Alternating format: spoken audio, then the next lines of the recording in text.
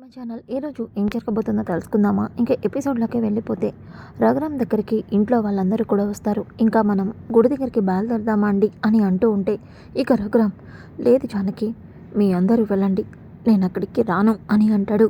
ఒక్కసారిగా ఇంట్లో అందరూ కూడా షాక్ అవుతారు. ఇక పద్మ అయితే, అదేంటన్నయ్య, కూతురు పెళ్లి జరుగుతుంటే నువ్వు రాకపోతే ఎలా బాగుంటుందా?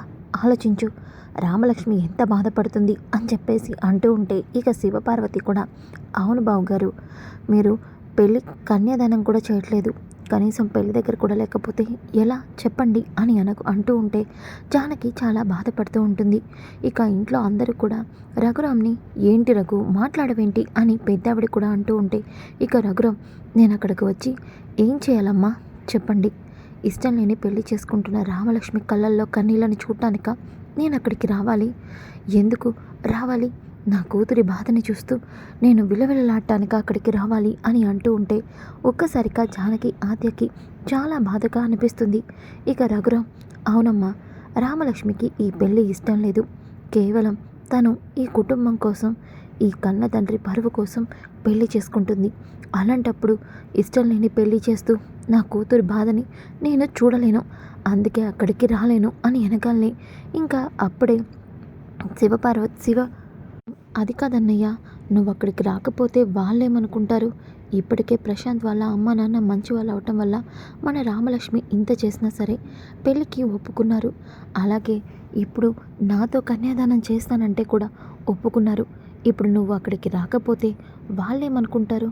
వియ్యంకుల కోసమైనా ఆలోచించన్నయ్యా అని వెనకాలనే ఇక పద్మ, అవునన్నయ్య, వాడు చెప్తుంది నిజమే, వాళ్ళ అన్ని విషయాల్లోనూ రామలక్ష్మిని ఇంటి కోడలుగా చేసుకోవడం కోసం ప్రతిదీ కూడా కాదనట్లేదు. ఇప్పుడు నువ్వు పెళ్ళికి కూడా రాదు అంటే రేపు ఊర్లో వాళ్ళందరూ కూడా కనీసం పెళ్ళికి కూడా నువ్వు లేవని తెలిస్తే ఏమనుకుంటారు? అది కదన్నయ్య. శివరాం, సరే పదండి బయలుదేరదాం, జానకి వెళ్ళి రామలక్ష్మిని తీసుకొనిరా అని రఘురామ్ అంటాడు. ఒక్కసారిగా జానకి ఆద్య కంగారు పడుతూ ఉంటారు. ఇక జానకి కంగారుని చూసి, ఏంటి జానకి, రామలక్ష్మి ఇంట్లో లేదా? లేకపోతే తను ప్రేమించిన ఆ కోచ్ని పెళ్లి చేసుకోవడానికి ఇంట్లోంచి వెళ్ళిపోయిందా? ఏం మాట్లాడవేంటి అని వెనకాలనే ఒక్కసారిగా ఆద్య, పెదనాన్న, ఏమంటున్నారు మీరు? రామ గురించి మీకు అంతా తెలుసు, రామ ఇలాంటి పని చేస్తుందని మీరు అనుకుంటున్నారా? ఈ ఇంటి పరువు పోయే పని రామ ఎప్పటికీ చేయదు. రామలక్ష్మి మీ కూతురు పెదనన్న, తననే మీరు అనుమానిస్తున్నారా?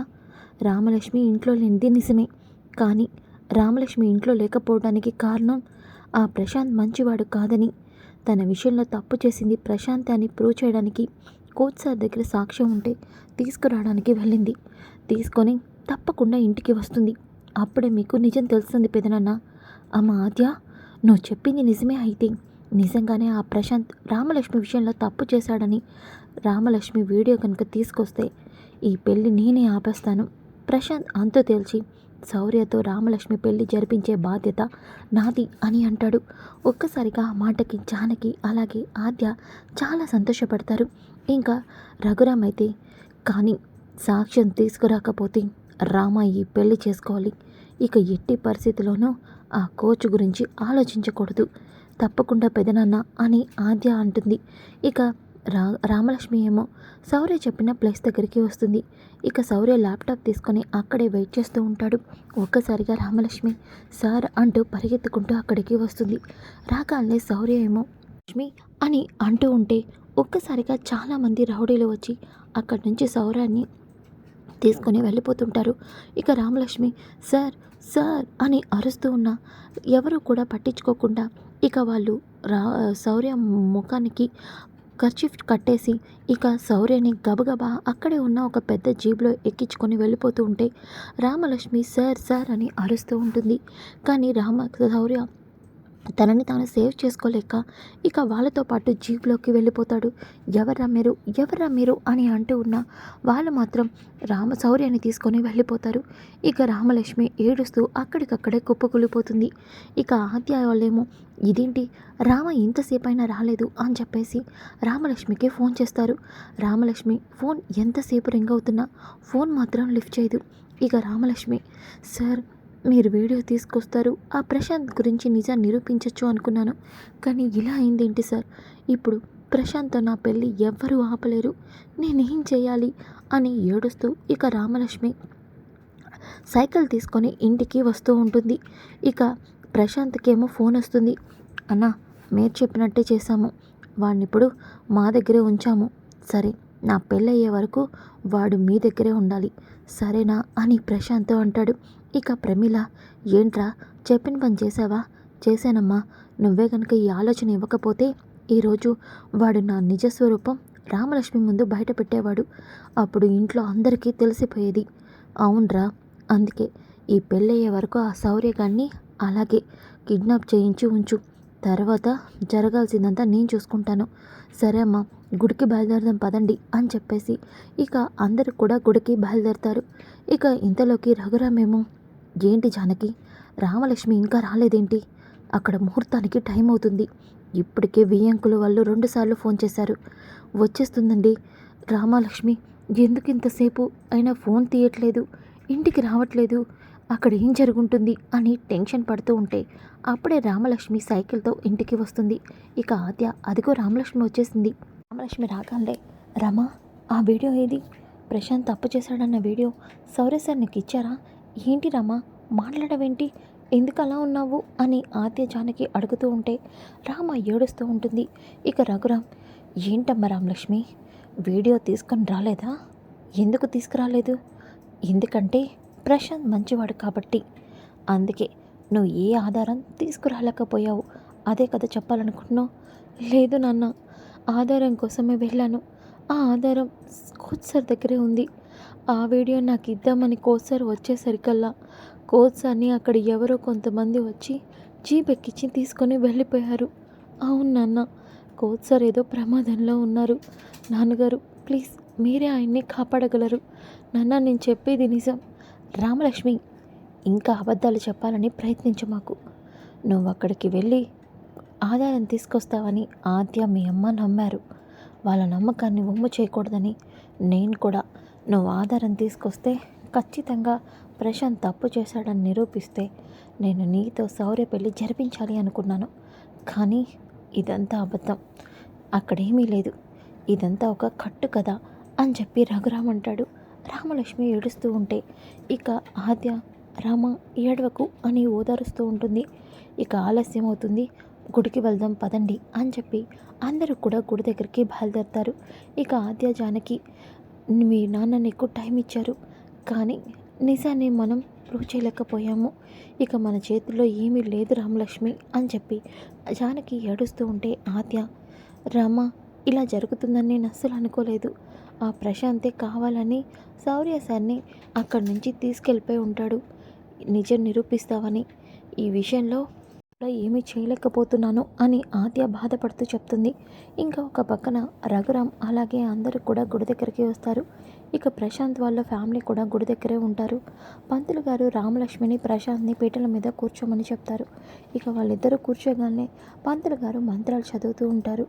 ఇంకా ఇదంతా జరగడం చూసి రామలక్ష్మి ఏడుస్తూ ఉంటుంది. ఇక ఆద్య, నాకు తెలుసు రామ, ఈ పెళ్లి చేసుకుంటూ నువ్వు ఎంత బాధపడుతున్నావో. ఇష్టం లేని పెళ్లి చేసుకోవడం అంటే అది చాలా బాధే. ఇప్పుడు నేను సీనుబావని మర్చిపోలేక ఎంతో బాధపడుతున్నాను. నువ్వు కూడా రేపు అదే బాధ పొందాలి. నాకు చాలా బాధగా ఉంది రామలక్ష్మి. నువ్వెంతో అమాయకురాలివి. నీకు ఇంత పెద్ద శిక్ష పడటం నేను తట్టుకోలేకపోతున్నాను అని ఆద్య చాలా బాధపడుతూ ఉంటుంది. ఇంకా శౌర్య ఏమో, ఎవర్రా మీరు, అసలు నన్నెందుకు ఇక్కడ కట్టిపడేశారు, వదలండ్రా నన్ను, నేను వెళ్ళాలి. చూడు, నీకు ఇక్కడే ఉండడం వల్లనే మాకు డబ్బులు ఇచ్చారు. ఆ పెళ్ళి జరిగే వరకు నువ్వెక్కడికి కదలడానికి వీల్లేదు. అంటే నన్ను కిడ్నాప్ చేయమని చెప్పింది ప్రశాంతా? అవును, ప్రశాంతే చెప్పాడు. పెళ్ళయ్యే వరకు నేను వదిలిపెట్టవద్దని చెప్పాడు అని అనగానే శౌర్య ఒక్కసారిగా షాక్ అవుతాడు. వాడు ఇంత దుర్మార్గంగా ఎందుకు ఆలోచిస్తున్నాడు? అలాంటి వాడితో రామలక్ష్మి జీవితాంతం సంతోషంగా ఉండలేదు. ఈ పెళ్ళి ఎలా అయినా ఆపాలి, నేను ఎలా అయినా తప్పించుకోవాలి అని చెప్పేసి ఇక శౌర్య మెల్లగా తన జోబులో ఉన్న బ్లేడ్ని తీస్తాడు. ఇంతలోకి ఆ రౌడీలు సిగరెట్ తాగడానికి బయటకి వెళ్తారు.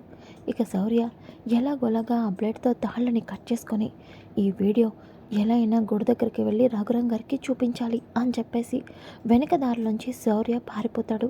ఇక రౌడీలు శౌర్య పారిపోవడం చూసుకోరు. ఇంతలోకి శౌర్య పరిగెత్తుకుంటూ ఇక గుడివైపు వస్తూ ఉంటాడు.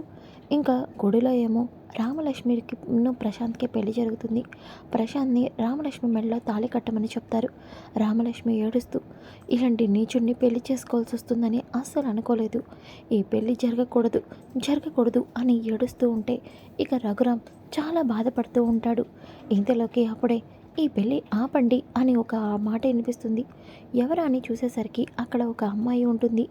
ఈ పెళ్ళి ఆపండి, అవును ఈ పెళ్ళి జరగకూడదు అని అంటూ ఉంటే, ఎవరమ్మాయి నువ్వు, పోలీసులు తీసుకొని వచ్చావు, పెళ్ళి జరగకూడదు అంటున్నావు, అసలు ఎవరు నువ్వు అని రఘురామ్ అంటాడు.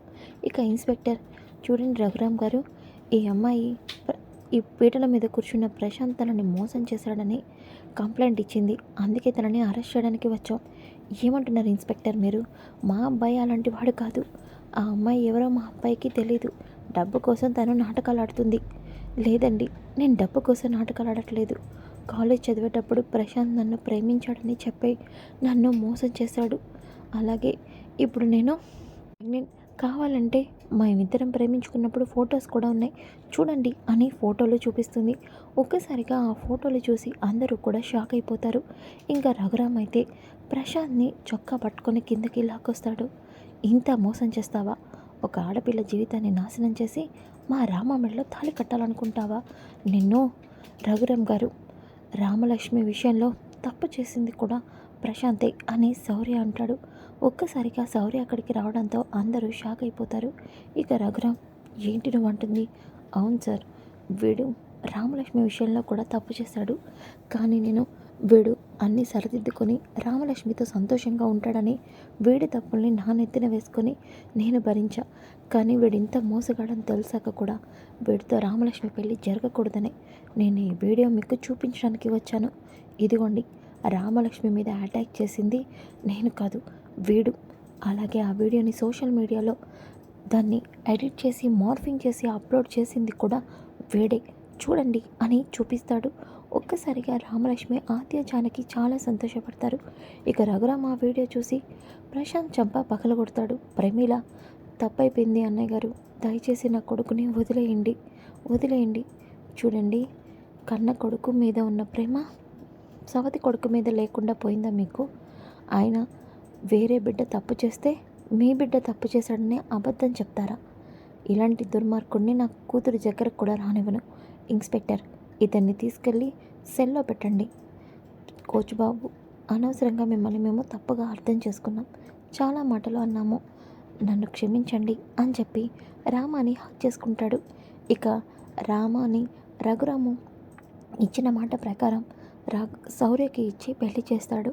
ఇక అందరూ కూడా చాలా సంతోషపడతారు. సో ఫ్రెండ్స్, ఎపిసోడ్ చాలా ఇంట్రెస్టింగ్గా ఉంది కదా, కమింగ్ ఎపిసోడ్ కూడా చాలా ఇంట్రెస్టింగ్గా ఉంటుంది, డోంట్ మిస్. ఈ వీడియో నచ్చితే తప్పకుండా లైక్ చేసి షేర్ చేయండి. Thanks for watching.